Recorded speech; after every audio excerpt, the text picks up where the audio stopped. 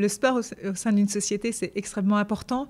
C'est un révélateur de talent déjà. Quand on fait du sport, on montre qui on est. Donc on voit bien avec les job dating sportifs qu'on a pu encourager du stade vers l'emploi avec les Jeux de Paris 2024, que les recruteurs trouvent du coup un intérêt particulier à participer à ces job dating parce qu'ils voient les demandeurs d'emploi sous leur meilleur angle, c'est-à-dire leur savoir-être. Ils voient qui est empathique, qui a du leadership, qui est coopératif. Donc il y a déjà beaucoup d'enjeux autour de qui on est quand on fait du sport. Et puis le sport est vraiment utile pour l'éducation, on le voit bien. Parfois pour les enseignants, c'est plus facile de parler des valeurs du sport que des valeurs de la République auprès des élèves. Et puis c'est surtout utile pour changer le regard sur le handicap de la génération 2024, notamment un sujet sur lequel on travaille beaucoup. On a accompagné beaucoup d'enseignants dans des projets autour de ça.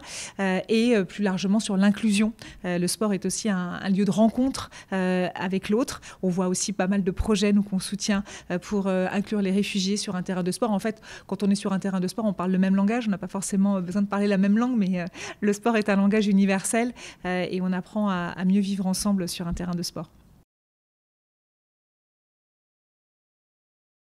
Alors, le plan d'héritage Paris 2024, il est tourné autour de deux axes. Un premier axe qui est celui de l'organisation exemplaire, voire responsable des Jeux pour qu'ils génèrent un impact économique, social, environnemental le plus positif possible.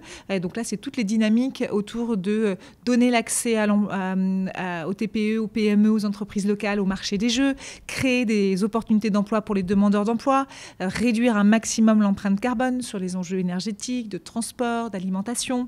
Donc là, c'est vraiment les Jeux dans leur organisation, comment ils peuvent être exemplaires et comment la méthode qu'on a mobilisée peut être laissée en héritage à d'autres événements sportifs. Et puis l'autre axe de cette stratégie, c'est aussi de montrer le meilleur du sport et donc là, de montrer en quoi le sport est un levier dans lequel il faut investir parce que le sport, c'est utile pour être en bonne santé, pour mieux vivre ensemble, pour l'éducation, tous les enjeux que je viens de citer précédemment. Pour véritablement montrer ce rôle du sport dans notre société, nous, on a créé un fonds de dotation, Paris 2024, pour accompagner des initiatives portées par des acteurs et les aider à changer de périmètre, d'échelle, et donc des initiatives d'innovation sociale par le sport. Donc ce sont des initiatives qui tournent autour du sport santé, par exemple, c'est un quart d'entre elles.